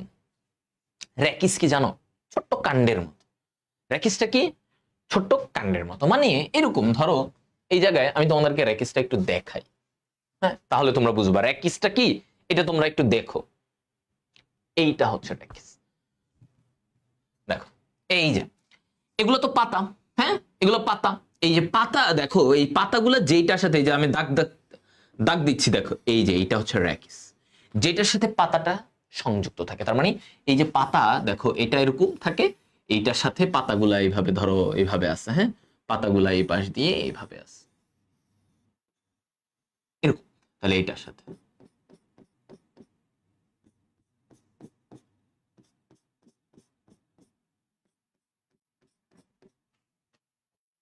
ওকে, হ্যাঁ, এই তাহলে এটা হচ্ছে টেরিসের ব্যাপার। ওকে, এটা হচ্ছে টেরিসের ব্যাপার। আচ্ছা, তো এটা হচ্ছে র্যাকিস। এই র্যাকিসটা লম্বা যে অংশটা থাকে না, এটাকেই বলা হয় র্যাকিস, হ্যাঁ, চিকন কাণ্ড, মানে যেটার সাথে পাতাটা যুক্ত থাকে। ওকে, এখন দেখো এই যে টেরিস, এই টেরিসটাকে আমরা বলি কি সানফার্ন। কেন? কারণ ও রোদে জন্মায়, এই জন্য এটা কি বলা হয়? সানফার্ন। প্রচন্ড রোদে রোদে জন্মাতে সে পছন্দ করে, তাই ওকে সানফার্ন বলে। টেরিসটা এক ধরনের ফার্ন উদ্ভিদ, আর ও যেহেতু সূর্যে মানে রোদে জন্মাতে পছন্দ করে, তাই এটার নাম সানফার্ন। কি হয়ে গেছে নাম? সানফার্ন। ওকে, বাংলাদেশের টেরিসের কয়টা প্রজাতি? 16টা প্রজাতি। এই যে বাংলাদেশে কয়টা প্রজাতি, এগুলো ইম্পর্টেন্ট, ঠিক আছে? আমরা তখন পড়েছিলাম টেরিডোফাইট, এর মধ্যে কয়টা প্রজাতি বাংলাদেশে? 195। আর এখন আমরা পড়তেছি টেরিস, মানে টেরিডোফাইটের একটা উদ্ভিদ টেরিস। টেরিসের কয়টা প্রজাতি? 16টা প্রজাতি আছে বাংলাদেশে। ওকে, অন্য কিছু জানা লাগবে না। এবার আসো ওর গঠনের এই জায়গায়, টেরিসের দৈহিক গঠনে আমরা কি জানবো? আচ্ছা, টেরিসের যে কাণ্ডটা কি বললাম? একটু চওড়া থাকে কাণ্ডটা, তাই না? তুমি এখানে একটু দেখলে বুঝবা, ঠিক আছে, এখানে একটু দেখলে বুঝবা। এই যে এটা দেখো, এই যে দেখো টেরিসের এই কাণ্ডটা দেখছো, হ্যাঁ, খেয়াল করো, চওড়া না? এই যে কালো অংশটা দেখো, চওড়া না? এটাকে বলে রাইজোম। এটাকে কি বলে? রাইজোম। তাহলে এই চওড়া কাণ্ডটাকে আমরা রাইজোম বলবো। ওকে, এরপরে দেখো টেরিসের এই যে কিছু পাতা এরকম কুণ্ডলিত, খেয়াল করছো, এরকম কুণ্ডলিত বেঁকে আছে, এটাকে বলে, এই কুণ্ডলিত পাতাকে বলা হয়, এই গঠনটাকে বলা হয় সার্সিনেট ভার্নেশন। কি বলা হয়? সার্সিনেট ভার্নেশন। সার্সিনেট ভার্নেশন। পাতার মধ্যে এখানে দেখো যে তোমার এটার দুই পাশে, কি খেয়াল করো, ওর দুই পাশে এরকম কি আছে, মানে এই যে র্যাকিসের দুই পাশে পাতা, দুই পাশে পাতা, খেয়াল করছো? এদের দুই পাশেই পাতা আছে, এদের দুই পাশেই পাতা আছে। এই গঠনটাকে কি বলে? এটাকে বলে পক্ষল যৌগিক। এই গঠনটাকে কি বলা হয়? পক্ষল যৌগিক। অর্থাৎ তাহলে আমি এখানে যেটা দেখতে পাচ্ছি যে ভাইয়া, এই জায়গাটার মধ্যে আমরা কি দেখতে পাচ্ছি বলতো? এই যে দেখো পক্ষল যৌগিক, পক্ষল যৌগিক, ঠিক আছে? এরকম দুই পাশে পাতা আছে, এটাকে আমরা কি বলবো? এটাকে আমরা বলবো পক্ষল যৌগিক। আচ্ছা, ডান, আরেকটা জিনিস বুঝে গেলাম, রাইট? আচ্ছা, এখন দেখো এইখানে আমরা যদি একটু আসি, কি কি বলা হচ্ছে, যে পাতাটা পক্ষল যৌগিক, দেখছো? তার মানে দুই পাশে পাতা থাকে, এটা এই গঠনটাকে আমরা কি বলছি? পক্ষল যৌগিক পাতা। আচ্ছা, ফার্নের এই পাতাগুলোকে কি বলা হয়? পাতাগুলোকে কি বলে? পাতাগুলোকে বলে ফ্রন্ট। তাহলে এই নামগুলা দেখো, এগুলা থেকে এমসিকিউ আসে, এই জায়গাটা থেকে প্রচুর এমসিকিউ আসে, প্রচুর এমসিকিউ আসে, ভালো করে দেখে যাও। পাতাটাকে বলা হয় ফ্রন্ট, আর পাতা যে এই যে দুই পাশেই থাকে, দুই পাশে এভাবে পাতা থাকে, এই বিন্যাসটাকে বলা হয় পক্ষল যৌগিক, ঠিক আছে? ওকে, এরপরে দেখো মুকুল অবস্থায় পাতা কিভাবে বিন্যস্ত থাকে তাকে ভার্নেশন বলে। মানে মুকুল ছোট অবস্থায় পাতাগুলো কিভাবে থাকে, সেই গঠন, সেই বিন্যাসটাকে ভার্নেশন বলে। এখন টেরিসের ক্ষেত্রে এই মুকুল অবস্থায় পাতাটা কি থাকে? পাকানো, মানে কুণ্ডলিত, এরকম এরকম থাকে। নর্মালি ধরো পাতাটা এরকম, কিন্তু মুকুল অবস্থায় মানে ছোট অবস্থায় পাতাটা এরকম বাঁকানো। তো এই গঠনটাকে আমরা কি বলি? এটাকে বলা হয় সার্সিনেট ভার্নেশন। সার্সিনেট ভার্নেশন। এই যে কুণ্ডলিত পাতা, এই ব্যাপারটাকে, এই বিন্যাসটাকে বলা হয় সার্সিনেট ভার্নেশন। এবার এই যে কুণ্ডলিত কচি পাতা, মানে এই যে পাতাটা, যেই পাতাটা এরকম বেঁকে গেছে কুণ্ডলিত, এইটাকে কি বলে? এইটাকে বলে ক্রোজিয়ার। এইটাকে কি বলবে? এইটাকে বলা হয় ক্রোজিয়ার। বুঝা গেল? হ্যাঁ, এটাকে ক্রোজিয়ার বলবো। আচ্ছা, তাহলে আমরা কতগুলো ব্যাপার জানলাম। এখানে দেখো, এখানে অনেকগুলো তথ্য ইম্পর্টেন্ট প্রত্যেকটা। ফার্স্টলি আমরা বললাম ফার্নের যদি বলে পাতা, পাতাটাকে কি বলে? ফ্রন্ড। পাতাটা কেমন? পাতাটা দুই পাশেই থাকে, এটাকে বলা হয় পক্ষল যৌগিক। আচ্ছা, পাতাটা কুণ্ডলিত অবস্থায় মানে পাতাটা মুকুল অবস্থায় মানে ছোট অবস্থায় ও বাঁকানো থাকে, এই বিন্যাসটাকে বলা হয় সার্সিনেট ভার্নেশন। এখন ওই যে বাঁকানো কুণ্ডলিত পাতা, এই কুণ্ডলিত কচি পাতাকে কি বলা হয়? ক্রোজিয়ার। কি বলা হয়? ক্রোজিয়ার। আচ্ছা, এখন এই যে পাতা নিয়ে এত কথা বলছি, পাতার প্রতিটা খণ্ডককে পিনা বলে। পাতার প্রতিটা খণ্ডককে আমরা কি বলবো? পিনা বলবো। ধরো এটা পাতা, ধরো এই যে পাতাটার মধ্যে এরকম অনেক খণ্ড থাকবে, হ্যাঁ, পাতাটার মধ্যে এরকম ছোট ছোট খণ্ড থাকবে, এটাকে কি বলবে? এটাকে বলা হয় পিনা। পাতার মধ্যে এই যে ছোট ছোট খণ্ডক থাকে, এই খণ্ডকের এগুলোকে কি বলা হয়? পিনা। এটাকে পিনা বলা হয়। তাহলে এটা বুঝছো। এখন দেখো, এই যে র্যামেন্টাম মানে ওর, এটা তখন আমরা পড়ছি যে ওর রাইজোমটা একটা আবরণ থাকে, একটা এখানে একটা শল্কপত্র আবরণ। তো এইটাকে বলা হয় র্যামেন্টাম। কি বলা হয়? র্যামেন্টাম দিয়ে ওর রাইজোমটা একটু বাদামি রঙের একটা র্যামেন্টাম দিয়ে একটু আবৃত থাকে, ঠিক আছে, একটু আবৃত থাকে। আচ্ছা, পাতার কিনারায় সোরাই থাকে। সোরাই, সোরাই মানে সোরাস, সোরাসের প্লুরাল ফর্ম সোরাই। সোরাই দিয়ে বোঝাচ্ছে যে এই যে স্পোরাঞ্জিয়ামের গুচ্ছ, ওটাকে সোরাই বলে। ওটাকে কি বলে? সোরাই। আচ্ছা, স্পোরাঞ্জিয়ামের গুচ্ছকে সোরাস, সোরাস থেকে সোরাই, একই ব্যাপার। আচ্ছা, তাহলে আমরা ওই তথ্যগুলো বুঝে গেলাম। এখন এই টেরিসের ভিতরে আমাদের একটা জিনিস লাগবে, যে ওর বাইরের ত্বকটাই প্যারেনকাইমা কোষ দিয়ে গঠিত। হ্যাঁ, বাইরের প্যারেনকাইমা কোষ দিয়ে এপিডার্মিস, টেরিসের বাইরের এপিডার্মিস। এপিডার্মিস মানে কি? বাইরের ত্বক। ওটা কি? প্যারেনকাইমা কোষ দিয়ে গঠিত। এবং ওর ভিতরে যে ভাস্কুলার বান্ডলটা আছে সেটা কেমন? সেটা হচ্ছে হেড্রোসেন্ট্রিক। টিস্যু চ্যাপ্টারের পড়া। হেড্রোসেন্ট্রিক ধরনের কি আছে ওর ভিতরে? Vascular bundle. অর্থাৎ ওর জাইলেমটা কেন্দ্রে, আর সব দিকে কি? ফ্লোয়েম, ফ্লোয়েম, ফ্লোয়েম, ফ্লোয়েম, এটা সব দিকে। তাহলে এটাকে কি বলে? এটাকে বলে হেড্রোসেন্ট্রিক। এটাকে কি বলবে বলো? এটাকে বলা হয় হেড্রোসেন্ট্রিক। ওকে, আচ্ছা, এটা গেল। হ্যাঁ, হেড্রোসেন্ট্রিক। তাহলে জাইলেম কেন্দ্রে মানে এমন একটা গঠন যেখানে জাইলেমটা কেন্দ্রে, তার চারপাশে ফ্লোয়েম থাকবে, এমন ধরনের গঠনকে আমরা কি বলবো? এমন ধরনের গঠনকে আমরা হেড্রোসেন্ট্রিক বলবো। আচ্ছা, এটাই মনে রাখবা। তোমাদের আসে টেরিসে কোন ধরনের ভাস্কুলার বান্ডল দেখা যায়? তোমরা বলবা হেড্রোসেন্ট্রিক। আচ্ছা, এখন দেখো ওর পাতা, পাতায় কি? ওই যে উপরে কিউটিকল আবরণ থাকে, নিম্নত্বকে পত্ররন্ধ্র, ওই যে ছিদ্র থাকে। নিম্নত্বকে কি? ছিদ্র, যেটা দিয়ে ওই যে পাতার ছিদ্র, পত্ররন্ধ্র বলি আমরা, সেটা থাকে। আর উপরের দিকে কিউটিকল, একটা মোমের একটা আবরণ থাকে, ওটা হচ্ছে কিউটিকল।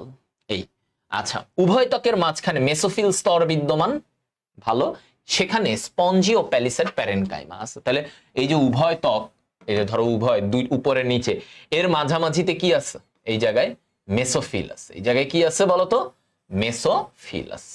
এই জায়গায় মাঝামাঝিতে মেসোফিল। এই মেসোফিল টিস্যুটা কি কি নিয়ে গঠিত? দুই ধরনের প্যারেনকাইমা নিয়ে গঠিত। মেসোফিল টিস্যু কি নিয়ে গঠিত? দুই ধরনের প্যারেনকাইমা, একটা স্পঞ্জি, একটা প্যালিসেড। তাহলে কি কি? একটা স্পঞ্জি ও প্যালিসেড, এই দুই ধরনের কোষ নিয়ে গঠিত। ঠিক আছে, মেসোফিল টিস্যুটা, যেটা হচ্ছে মেসোফিল টিস্যু কি তোমাকে যদি বলা হয়, হ্যাঁ, ওকে। আচ্ছা, তাহলে এটা হচ্ছে তোমার প্যালিসেড, আর ওটা হচ্ছে স্পঞ্জি। ওটা হচ্ছে কি? স্পঞ্জি। ওকে, তাহলে আমরা এটাও বুঝলাম। এখন টেরিসে খেয়াল করো, টেরিসে আমার দুই ধরনের উদ্ভিদ জন্মায়। হ্যাঁ, টেরিসের জীবন চক্রে একটা হচ্ছে একবার গ্যামেটোফাইট, তারপরে স্পোরোফাইট। গ্যামেটোফাইট মানে কি? মানে এখানে তোমার হচ্ছে এই জায়গাটায় কি হবে? গ্যামেটোফাইট মানে এখানে এটার ভিতরে তোমার যৌন জনন হবে এই ধাপে। এই ধাপে হচ্ছে স্পোরোফাইট, স্পোর আসবে, মানে স্পোরোফাইট, স্পোরের মাধ্যমে তারপরে বাকি জিনিসগুলো হবে এগুলো। হ্যাঁ, স্পোরোফাইট মানে তোমার হচ্ছে যে যেখানে মূল, কাণ্ড, পাতা সবকিছু থাকবে। আচ্ছা, এখন এই জায়গায় আমরা আসতেছি, তারা কি দেখো কয়ভাবে জনন হয়? অঙ্গজ জনন, অযৌন জনন, আরেকটা হচ্ছে যৌন জনন। পরবর্তীতে আমরা দেখব যে ওর এখানে যৌন জনন। অঙ্গজ জনন নিয়ে তোমাদের কিছু জানান লাগে না। অঙ্গজ জনন কি? কোন একটা পার্ট, অঙ্গ, কোন একটা অঙ্গ থেকে নতুন একটা উদ্ভিদ হইলো, ওটার বলে অঙ্গজ জনন। তো এটা নিয়ে কিছু নাই আসলে তোমাদের। অযৌন জননটা ইম্পর্টেন্ট, খেয়াল করো একটু। অযৌন জননের এইখানে, অযৌন জনন মানে কি? সেখান থেকে স্পোর তৈরি হবে। যৌন জনন মানে কি? সেখানে শুক্রাণু ডিম্বাণুর ব্যাপার আছে। অযৌন জননের শুক্রাণু ডিম্বাণু বলে কিছু নেই, স্পোর। তাহলে টেরিসে আমরা বলছি যে ওর স্পোর তৈরি হয়। টেরিসে কি হয়? স্পোর তৈরি হয়। আচ্ছা, এই স্পোরটা কোথায় তৈরি হবে? স্পোরাঞ্জিয়ামের ভিতরে তৈরি হবে। স্পোরটা স্পোরাঞ্জিয়ামের ভিতরে তৈরি হয়। আচ্ছা, এই যে স্পোরাঞ্জিয়াম গুলা যে গুচ্ছ আকারে থাকে, স্পোরাঞ্জিয়ামের এই গুচ্ছটাকে সোরাস বলে। আমরা আবারও বলতেছি, এই যে স্পোরাঞ্জিয়াম যে গুচ্ছ আকারে থাকে, এটাকে কি বলা হয়? সোরাস। সোরাসটা কেমন? বাদামি বর্ণের। এই যে লাইনগুলা কোনটা কেমন? তাহলে অনেকগুলা স্পোরাঞ্জিয়াম একটা থলি, এটার ভিতর থেকে স্পোর তৈরি হয়। এরকম অনেকগুলা স্পোরাঞ্জিয়াম মিলে একটা সোরাস গঠন করে। সোরাসগুলা দেখতে কেমন? বাদামি বর্ণের। এবার এই যে স্পোরাঞ্জিয়াম, যে থলির মতো একটা গোল, এই স্পোরাঞ্জিয়ামটা যেই টিস্যু থেকে তৈরি হয় সেটাকে বলা হয় প্ল্যাসেন্টা বা অমরা। কি বলা হয় সেটাকে? প্ল্যাসেন্টা বা অমরা। তার মানে যেই টিস্যু থেকে আমরা স্পোরাঞ্জিয়ামটাকে পাবো সেটাকে বলা হয় প্ল্যাসেন্টা। ধরো এইটা একটা টিস্যু, ধরো এটা একটা টিস্যু, হ্যাঁ, এটা একটা টিস্যু। এই টিস্যু থেকে আমি যদি মানে কি পাই? একটা স্পোরাঞ্জিয়াম পেলাম, ফর এক্সাম্পল। হ্যাঁ, এরকম একটা স্পোরাঞ্জিয়াম পেলাম, টিস্যু থেকে স্পোরাঞ্জিয়াম পাচ্ছি। এই যে টিস্যু থেকে স্পোরাঞ্জিয়াম পাচ্ছি, এই ব্যাপারটার ক্ষেত্রে দেখো, এই টিস্যুটাকে আমরা কি বলবো? এই টিস্যুটাকে আমরা বলবো প্লাসেন্টা। ঠিক আছে, প্লাসেন্টা। ওকে, গেল। এবার আসো এইখানে আমি যদি বলি, তাহলে আমরা একটা স্পোরাঞ্জিয়ামের গঠন, এটা নিয়ে একটু আলোচনা করব। কি? একটা স্পোরাঞ্জিয়ামের গঠনের জায়গাটা নিয়ে আলোচনা করব। তারপরে আমরা এরপরে যাব। আমরা মোটামুটি তো বুঝতে পারছি যে স্পোরাঞ্জিয়াম, সোরাস জিনিসটা কি। হ্যাঁ, ব্যাপারটা আমরা বুঝছি না এখান থেকে। এই যে এইদিকে গেলে আস্তে আস্তে, মানে আমি ব্যাপারটা পুরা চক্রটাকে তোমাকে একটা প্রসেসের মাধ্যমে ইজি করে আমি তোমাদেরকে শিখাই দিচ্ছি। ওয়েট, আচ্ছা, একটু ইয়েতে যাই, হোয়াইট বোর্ডে যাই আমি।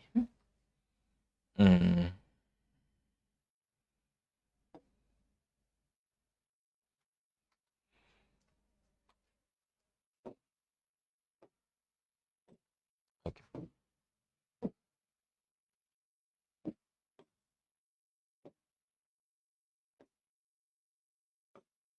ওকে, দেখো আমি একটু তোমাদেরকে এখানে দেখাই। হুম, এটা কি হলো? আচ্ছা, দেখো সবাই, একটা একটা স্পোরাঞ্জিয়ামের ছবি দেখি আমরা। একটা স্পোরাঞ্জিয়াম, হ্যাঁ, একটা স্পোরাঞ্জিয়ামের ধরো এইরকম একটা স্পোরাঞ্জিয়াম। তো এই স্পোরাঞ্জিয়ামের একটা ব্যাপার থাকে যে ধরো এই জায়গাটা একটু বাইরের এতটুকু জায়গা মোটা প্রাচীর, মোটা প্রাচীর, এই জায়গাটা পাতলা।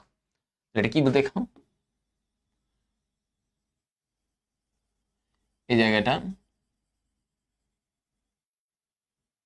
এটা, এই জায়গাটা একটু কি মোটা প্রাচীর, এটা হচ্ছে পাতলা। এই জায়গাটা কি পাতলা, দেখছো? আচ্ছা, এটা হচ্ছে একটা স্পোরাঞ্জিয়াম, এটা হচ্ছে তার বৃন্ত, বৃন্ত আচ্ছা, এই যে মোটা প্রাচীর, এই মোটা প্রাচীরের জায়গাটাকে আমরা কি বলি? এটাকে কি বলে জানো? অ্যানুলাস।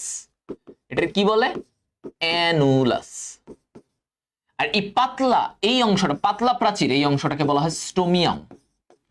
স্টোমিয়াম, হ্যাঁ, স্টোমিয়াম। আচ্ছা, এখন এর ভিতরে এই যে স্পোরাঞ্জিয়াম, এই জিনিসটাকে, এই ফিগারটা কিসের? এই ফিগারটা হচ্ছে স্পোরাঞ্জিয়ামের, রাইট? স্পোরাঞ্জিয়ামের। আচ্ছা, তো এই ফিগারটা কিসের বলো? এটা।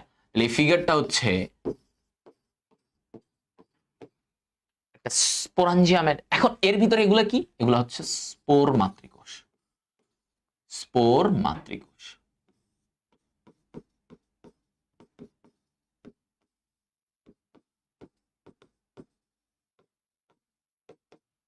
ঠিক আছে, দেখি কি? স্পোর মাতৃকোষ। ওকে, ফাইন। এই যে স্পোর মাতৃকোষ, এই স্পোর মাতৃকোষগুলা থেকে মায়োসিস বিভাজনের মাধ্যমে কি হবে? তোমার স্পোর তৈরি হবে। মায়োসিস বিভাজনের মাধ্যমে স্পোর তৈরি হবে এই জায়গাটা থেকে। তাহলে কি হয়? এই যে যখন এখান থেকে স্পোর তৈরি হবে, এই যে স্পোর মাতৃকোষ থেকে সাধারণত কি হয়? মায়োসিস বিভাজনের মাধ্যমে এখানে হ্যাপ্লয়েড স্পোর তৈরি হবে। হ্যাপ্লয়েড স্পোর তৈরি হবে। এই স্পোরগুলা এখান থেকে বের হবে। ঠিক আছে, সবাই একটু দেখো। আচ্ছা, তোমাদের প্রবলেম আছে কোনো? আচ্ছা, দেখো, এই স্পোরগুলা যখন এখান থেকে, হ্যাপ্লয়েড স্পোরগুলা যখন এখান থেকে বের হবে, কোন দিক দিয়ে বের হবে? এই পাশ তো অ্যানুলাস, মোটা প্রাচীর, মোটা দিক দিয়ে বের হবে না পাতলা দিক দিয়ে বের হবে? অবশ্যই যে জায়গাটা পাতলা সেটা ছিঁড়ে যাবে। সেটা কি হবে? ছিঁড়ে যাবে। তো এই জায়গাটা যখন, স্টোমিয়ামটা যখন এখান থেকে ছিঁড়ে যাবে, খেয়াল করো এবার, এই স্টোমিয়ামটা যখন এই দিক থেকে একটু ছিঁড়ে যাবে, হ্যাঁ, একটু ছিঁড়ে গেল এই দিক দিয়ে। তো এইটা যখন এই দিক দিয়ে ছিঁড়ে যাবে, তখন এই পাশ দিয়ে তোমার কি আসবে? এই পাশ দিয়ে এই স্পোর বের হবে। এই পাশ দিয়ে কি হবে? স্পোর গুলা বের হবে। ঠিক আছে, এই দিক দিয়ে বের হবে। এই দিক দিয়ে স্পোরটা বের হবে। ওকে, এই স্পোরটা কি দেখো, এই যে এদিকে,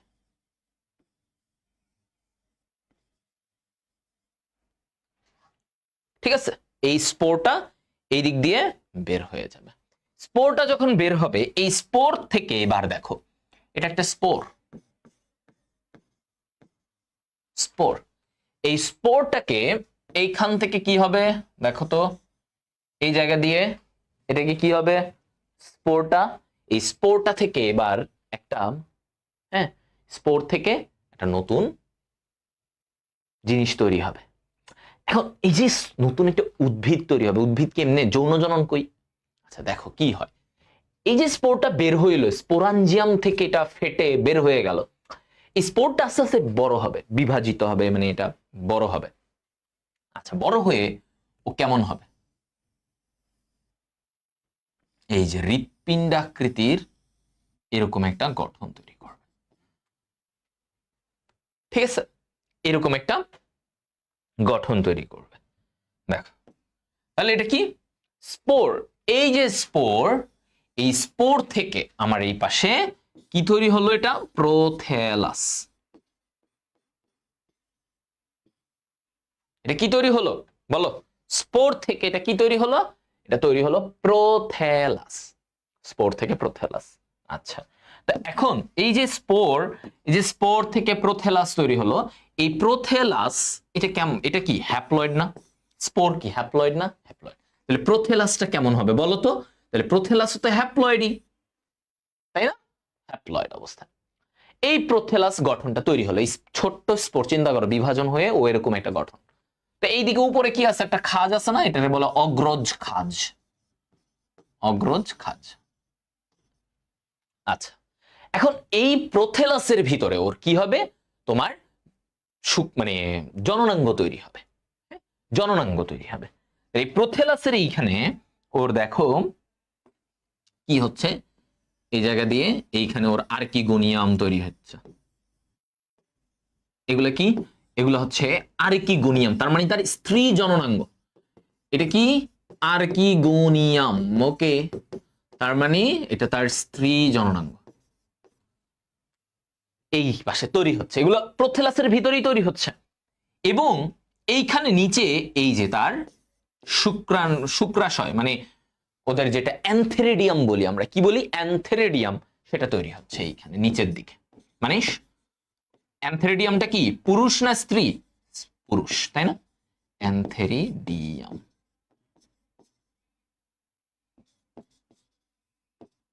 পুরুষ, অ্যান্থেরিডিয়াম হচ্ছে। তাহলে এদিকে অ্যান্থেরিডিয়াম, উপরে আর্কিগোনিয়াম, নিচে অ্যান্থেরিডিয়াম, উপরে কি আর্কিগোনিয়াম। তাহলে এই যে অ্যান্থেরিডিয়াম যেটা বলতেছি পুরুষ পুং অংশ, হ্যাঁ, পুং জননাঙ্গ, তাহলে ওর ভিতরেই স্ত্রী এবং পুরুষ দুইটা। এখন এর ভিতরে কি হবে, এই পুরুষের ভিতরে মানে অ্যান্থেরিডিয়ামের ভিতর থেকে শুক্রাণু তৈরি হবে। এই থেকে কি হবে, শুক্রাণু তৈরি হবে, এই থেকে শুক্রাণু তৈরি হবে। আর এই দিক থেকে কি হবে, এখানে কি হচ্ছে, ডিম্বাণু আছে, এখানে কি আছে, ডিম্বাণু আছে, রাইট? ডিম্বাণু আছে, এইখান থেকে শুক্রাণু। তাহলে এই শুক্রাণু কি হবে, থেকে ডিম্বাণু কি হবে, ডিম্বাণুর কাছে চলে যাবে। ঠিক আছে, ও এখান থেকে কি হবে, কোথায় চলে যাবে বলো, ডিম্বাণুর কাছে চলে যাবে। তো ডিম্বাণুতে গিয়ে নিষেক করবে। তার মানে এই প্রোথেলাসের ভিতরেই তার যৌন জনন হয়ে যাচ্ছে। ডিম্বাণু শুক্রাণু, এখান থেকে শুক্রাণু বের হবে অ্যান্থেরিডিয়াম থেকে, এই শুক্রাণু গিয়ে ডিম্বাণুকে নিষেক করবে, ওরা জাইগোট হবে। জাইগোট থেকে এইবার এই যে এখানে নিষেক যখন হবে তখন কি হবে, জাইগোট। তাহলে জাইগোট কি ডিপ্লয়েড না, বলো? জাইগোট তো ডিপ্লয়েড। এই জাইগোট থেকে আস্তে আস্তে নতুন উদ্ভিদ হবে, এবং সেটাই হচ্ছে স্পোরোফাইটিক। যেমন এতটুকু কি, এই যে স্পোর থেকে এগুলা হচ্ছে গ্যামেটোফাইটিক। আর এই যে জাইগোট যখন হয়ে গেল ডিপ্লয়েড, এই জাইগোট থেকে তারপরে যখন আস্তে আস্তে সে বড় হয়ে চারা তৈরি করবে, ছোট থেকে আস্তে আস্তে বড় হবে, উদ্ভিদ হবে, তখন এটাকে আমরা বলি স্পোরোফাইটিক। তাহলে দেখো ওর জীবন দশায় একটা সময় ধরে হ্যাপ্লয়েড, এরপর থেকে ডিপ্লয়েড, এরপর থেকে ডিপ্লয়েড, রাইট? তাহলে হ্যাপ্লয়েডও আছে, ডিপ্লয়েড আছে, এভাবেই জীবন চলতেছে। এটাই ঠিক আছে। এই জিনিসটাই হচ্ছে, এই যে ওর জীবনে একবার এই যে হ্যাপ্লয়েড ডিপ্লয়েড, আবার এই যে ডিপ্লয়েড উদ্ভিদ, ওর ভিতরে আবার স্পোরাঞ্জিয়াম তৈরি হবে, সেই স্পোরাঞ্জিয়ামের থেকে আবার এই হ্যাপ্লয়েড স্পোর তৈরি হবে, তাই না? এই হ্যাপ্লয়েড স্পোর তৈরি হবে, ওইখান থেকে আবার হ্যাপ্লয়েড দশা, আবার ডিপ্লয়েড দশা, আবার এই হ্যাপ্লয়েড দশা, এই হ্যাপ্লয়েড দশা, আবার ডিপ্লয়েড দশা। এই যে হ্যাপ্লয়েড ডিপ্লয়েড, এটাকে বলা হয় যৌনুক্রম। এটাকে কি বলে, যৌনুক্রম বলে।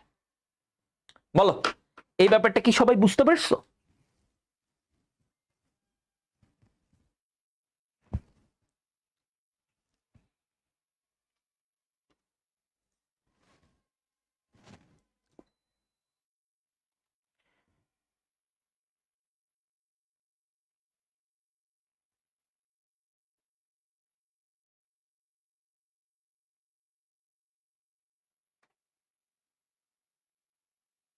বলো তো।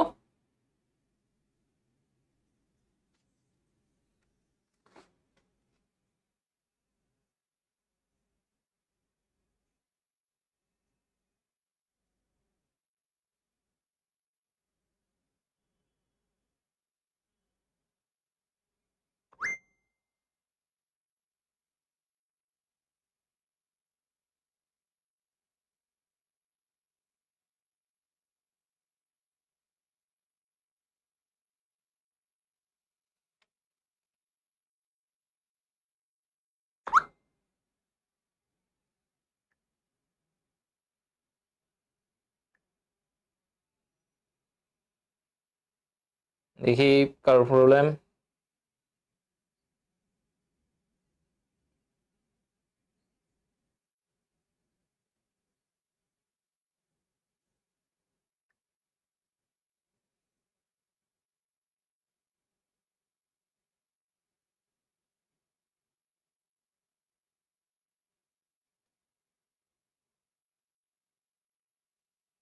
শেষ, ওকে, গুড।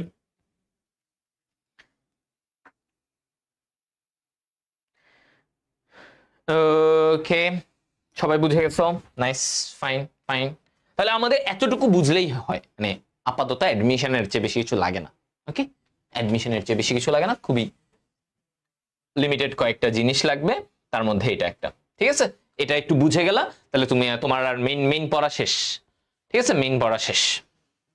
আচ্ছা, তো এখন আমরা দেখবো খালি এইগুলাই। দেখো, এইটাই বলছে এই যে যৌন জননে কি হবে। দেখো, যৌন জননে এসে ওই যে আর্কিগোনিয়াম অর্থাৎ তার স্ত্রী জননাঙ্গ, সেখানে কি হয় দেখো, এই যে ওর স্ত্রী, এটা হচ্ছে আর্কিগোনিয়াম। এই আর্কিগোনিয়ামে দেখো কি থাকে, এই জায়গাটা হচ্ছে গ্রীবা, এই জায়গাটাকে কি বলে, গ্রীবা।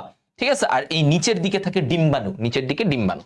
তো যখন নিষেক হবে তখন এই গ্রীবার কোষগুলো নষ্ট হয়ে যায়, তখন এই জায়গাটা দেখো রাস্তা হয়ে গেছে, দেখছো একটা রাস্তা হয়ে গেছে। তখন এই জায়গায় কি থাকে জানো, ম্যালিক অ্যাসিড থাকে।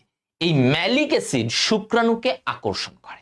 কি করে, শুক্রাণুকে। তাহলে যখন দেখো এই যে এখানে গ্রীবা নালিকা যে কোষগুলা, এই যে এখানে কোষ, এটা নষ্ট হয়ে যায়, একটা টাইমে নষ্ট হয়ে যায়, নষ্ট হয়ে জায়গাটা ফাঁকা হয়ে গেল না, ফাঁকা হয়ে গেছে। তখন এইখানে থাকে কি, ম্যালিক অ্যাসিড। এই ম্যালিক অ্যাসিড শুক্রাণুকে আকর্ষণ করবে। তাহলে ধরো এখান থেকে শুক্রাণু আসবে, হ্যাঁ, এই শুক্রাণুটাকে ও আকর্ষণ করবে। তখন এই শুক্রাণুটা এই রাস্তা দিয়ে ডিম্বাণুকে নিষেক করবে।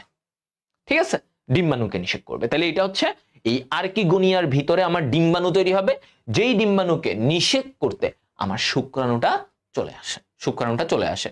কে টানে, শুক্রাণুকে আকর্ষণ করে কে, ম্যালিক অ্যাসিড ওকে আকর্ষণ করে। হ্যাঁ, আচ্ছা, অ্যানথেরিডিয়াম। তাহলে অ্যানথেরিডিয়ামটা কি, অ্যানথেরিডিয়াম হচ্ছে ওর পুরুষ জননাঙ্গ। আচ্ছা, তাহলে ওর ভিতরে কি থাকে, 50টি শুক্রাণু মাতৃকোষ। ধরো এটা একটা অ্যানথেরিডিয়াম গোল, হ্যাঁ, এরকম অ্যানথেরিডিয়াম। ওর ভিতরে মাতৃকোষ কয়টা, 50টা মাতৃকোষ বা অ্যান্ড্রোসাইট থাকে। হ্যাঁ, অ্যান্ড্রোসাইট থাকে। আচ্ছা, তো এদের থেকেই তোমার শুক্রাণু তৈরি হবে, বহু ফ্লাজেলা যুক্ত শুক্রাণু। তাহলে দেখো ওর শুক্রাণুটা, ব্রায়োফাইটাতে আমরা পড়েছিলাম, ব্রায়োফাইটার শুক্রাণু ছিল 2 ফ্লাজেলা যুক্ত, তাই না? গত ক্লাসে আমরা পড়েছি 2 ফ্লাজেলা যুক্ত শুক্রাণু ছিল। টেরিডোফাইটার ক্ষেত্রে ওরটা কি, বহু ফ্লাজেলা। টেরিডোফাইটা একটু উন্নত, মনে রাখবো ওর একটু উন্নত থাকবে। সো ওর বেলায় জিনিসটা ফ্লাজেলা বা এদের সংখ্যাটা একটু বেশি। তাহলে ওরা কেমন, বহু ফ্লাজেলা, একটু বেশি ফ্লাজেলা থাকে। আচ্ছা, এভাবে মনে রাখবা যে টেরিডোফাইটা তো অনেক উন্নত। সো ওর এখানে আমার একটু বেশি ফ্লাজেলা থাকবে। আচ্ছা, এটাকে মনে রাখলা, আর কিছু লাগবে না। কয়টা শুক্রাণু মাতৃকোষ, এটা ইম্পর্টেন্ট। এই শুক্রাণু মাতৃকোষগুলোর ভিতরে মায়োসিস হয়ে শুক্রাণু তৈরি হবে, সেই শুক্রাণুগুলোতে বহু ফ্লাজেলা থাকবে। আচ্ছা, শেষ। এখন দেখো এইখানে নিষেকের বেলায় কি বলছে, যে আর্কিগোনিয়া কর্তৃক ম্যালিক অ্যাসিড নিঃসৃত হয়, ফলে শুক্রাণু ডিম্বাণুর প্রতি আকৃষ্ট হয়। ওকে ভাইয়া, আপনার মন খারাপ নাকি? না, মন খারাপ না তো, মানে একটু দৌড়ায় মানে বৃষ্টির মধ্যে দৌড়ে আসছি তো তো একটু হয়তো টায়ার্ড দেখাচ্ছে, না মন খারাপ না। ওকে, তাহলে এটা গেল আমাদের ম্যালিক অ্যাসিড আকর্ষণ করে শুক্রাণুকে, এটা আমি অলরেডি তোমাদেরকে বলেছি। তারপরে শুক্রাণু ডিম্বাণু মিলে জাইগোট হয়, সিম্পল, ডান। জাইগোট থেকে তারপরে নতুন টেরিস হবে, নতুন উদ্ভিদ হবে। যৌনক্রম ব্যাপারটা আমি তোমাদেরকে বলেছি। যৌনক্রম জিনিসটা কি, এই যে একবার ডিপ্লয়েড আরেকবার হ্যাপ্লয়েড, মানে একবার স্পোরোফাইটিক আর একবার গ্যামেটোফাইটিক। গ্যামেটোফাইটিক মানে কি, হ্যাপ্লয়েড দশা। স্পোরোফাইটিক মানে ডিপ্লয়েড দশা। তো এই যে চলতে থাকে ওর জীবনে, ডিপ্লয়েড হ্যাপ্লয়েড, এই ব্যাপারটাকে যৌনক্রম বলে। আচ্ছা, তো এখন এই জায়গায় তোমার আমরা এখানে কি বলছি, যে দেখো এরপরে যখন এই জায়গায় দেখো স্পোরাঞ্জিয়ামের, একটা স্পোরাঞ্জিয়ামের ভিতরে কয়টা মাতৃকোষ থাকে জানো, 16টা মাতৃকোষ। কয়টা, 16টা মাতৃকোষ। আচ্ছা, ভালো। মাতৃকোষগুলো কেমন হবে, এরা কিন্তু ডিপ্লয়েড, 2n হয়, তাই না? 2n মাতৃকোষ সবসময় ডিপ্লয়েড। আচ্ছা, তো 16টা যদি হয়, আমরা জানি মায়োসিস বিভাজনে একটা মায়োসিস, বলতো একবার মায়োসিস থেকে কয়টা কোষ হয়, 4টি। কয়টি, 4টি কোষ হয়। একবার মায়োসিস থেকে কয়টা কোষ হবে, 4টি কোষ হবে। ওকে, তাহলে 16টি মাতৃকোষ থেকে আমার 16টি মাতৃকোষ থেকে আমার কি হবে, 64টা রেণু তৈরি হবে। কতগুলা, 64টা রেণু তৈরি হবে। ঠিক আছে, এতটুকু। হ্যাঁ, 16টা, 64টা, কারণ প্রতিটা থেকে যদি 4টা হয় তাহলে ইয়ে থেকে কয়টা হবে, 64টা না? কি হলো? Ping ping ping ping ping চলে গেল কেন?